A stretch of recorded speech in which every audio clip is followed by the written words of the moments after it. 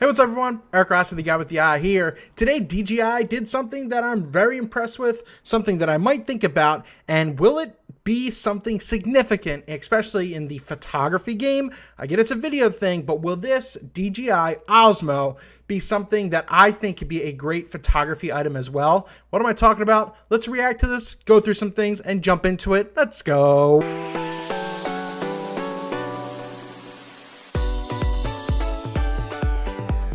So it's already been a couple days, so I kind of let it play out, and DJI, typically known for their quadcopters, drones, UAVs, whatever you want to call them, you know, their Inspire 1s, the Phantom series, and all those kinds of things. I just picked up a Phantom 3 standard, and I love it. You know, it's just gives you a different viewpoint on things, you know, in everyday common life.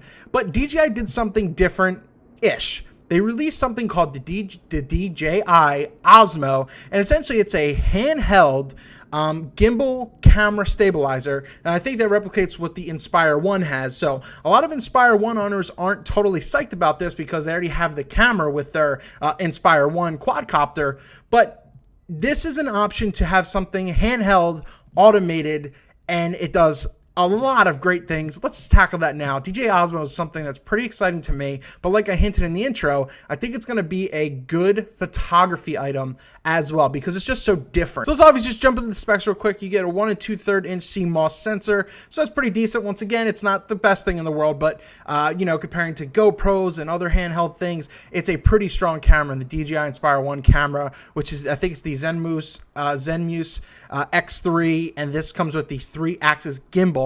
So this is the camera you're getting. It does full 4K video at 25 frames per second. So you're getting great images there. You're getting full 1080p as well. So this is obviously a very video heavy thing that they're pushing. Once again, I'm going to cover the photo side, but it does 1080p. You got your 60 frames per second for really good slow-mo, your 24, 30, all that kind of stuff. But you also get 120 frames per second for super duper slow-mo at 1080. So you don't even have to downgrade to 720, which is still HD, but nowadays that's kind of getting dinosaur era. So you're getting 120 frames slow-mo at 1080p, which is phenomenal as well. And for this price point, it's not awful compared to some of the cameras that are out there. This gives you also, and this is why it's a big deal to me, 12 megapixel still, so JPEGs, and RAW DNG images. So you're going to actually be able to capture RAW DNG images. So if you kind of see here, I'm going to mess around with this a little bit more and I'll show you a couple more pictures, but you get a micro SD card, you put it inside right there. You get Wi-Fi that uses the DJI Go app, which I use to control my my Phantom anyway. So if you're already used to that, it's already something that you are used to. A 7-shot burst. And I already mentioned the camera, so this will be available at the end of October. And as you see, it's this system right here, and it's available for pre-order for $650. Now, I was reading up a lot of things. I saw a couple of interviews, and DJI is not sure where they want to price it, you know, 100%. So they stuck with $650, but they're deciding between $599 to $799. So I think this is an okay price range. I wish it was like $599. I wish they kind of went to that $600, but $650 is not bad if you're really debating this. And I think this is something I would really like. I don't know. I've been kicking around in my head since I saw the announcement just the other day as I'm making this, and I think it's exciting. You know, I really like to have fun with street photography and not more or less video. You know, I have my iPhone 6S, which does great, but the one thing is, you know, you can't really get the best shutter speeds. You know, you kind of sneak some things.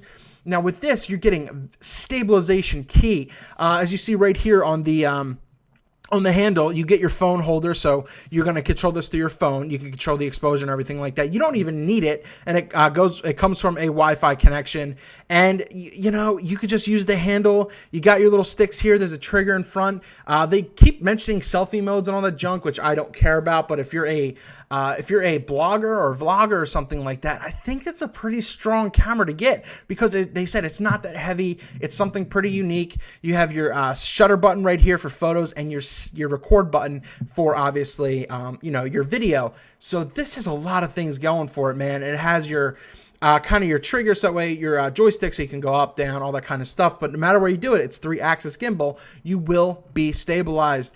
And I don't know, man. I think this is a game changer. I mean, you're even going to get the GoPro Hero 4 for, you know, $400. And I know they're two kind of different things, but essentially a lot of people are using them in the same way, except obviously that's more rugged and action based. I'm just kind of saying that in regards to pricing. I mean, you get the Sony a6000 for $600. Yeah, that has interchangeable lenses, you know, probably better photography quality, but I think video quality of this thing's going to blow out a lot of things.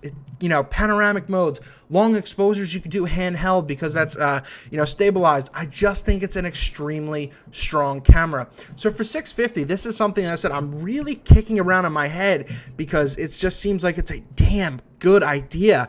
It's going to be different. You know, obviously it looks weird. You know, let's go back to, you know, the picture you're staring at here. It will look weird, but if a lot of people are so not paying attention, I love to just go into either Philadelphia or New York, and if I'm just looking down, just holding this in front of me, something like this, a lot of people don't even know the world in front of them because they're so buried in their damn devices. You won't even know that you're taking a photo of them. So in the fact that you can kind of just move the camera around, you're not, you know, up here at your face, gives you a lot of leverage in regards to street photography. And because it does DNG, you know, once again, it looks weird, but people are embracing that everyone has a camera. So I think this is something that I'm interested in. I'm not 100% sure. I'm kicking it around. Obviously, I'll update you. But this Osmo, I think, will be really cool, especially if you go even more discreet without having the phone on there, which I kind of would do anyway, so that way I can control your exposure more. But you don't need it on there because you can just go automatic from your from the Zenmuse camera on here as well. So what are your thoughts about this? Is this something cool? Is this something that's going to break a lot of ground? Getting it now more handheld instead of just, you know, owning the airspace, the aerial quadcopters. So I'm very interested in this. Like, I really am interested in this. I don't know what I would do. I don't know if I would sell my Sony a6000 to get it or something like that because it's kind of a similar trade-off. I don't know, but this is super intriguing. I'll let you know. As I said, $650. You can check it out on B&H right here. I'll link to the website and I'll link to this down below so you can check it out. End of October. I don't know, man. This is really cool. One thing, if you are an Inspire 1 owner and you have the X3 or the X5, or I think there's one more camera, they are going to have an option to sell just the handle and the joystick and everything like that separately, so you don't have to buy the camera. A lot of people are getting pissed off, and DJI is saying, well, listen, we're working on it. Who cares? So calm your horses. It's most likely going to come out almost near the same time because they're two separate things. They're not always on the same thing. So you just add it on later. So if you already have this camera, you're going to be fine. Just give it a little bit of time. You'll be all right. And calm yourself, save some money. It's interesting. Tell me your thoughts down below.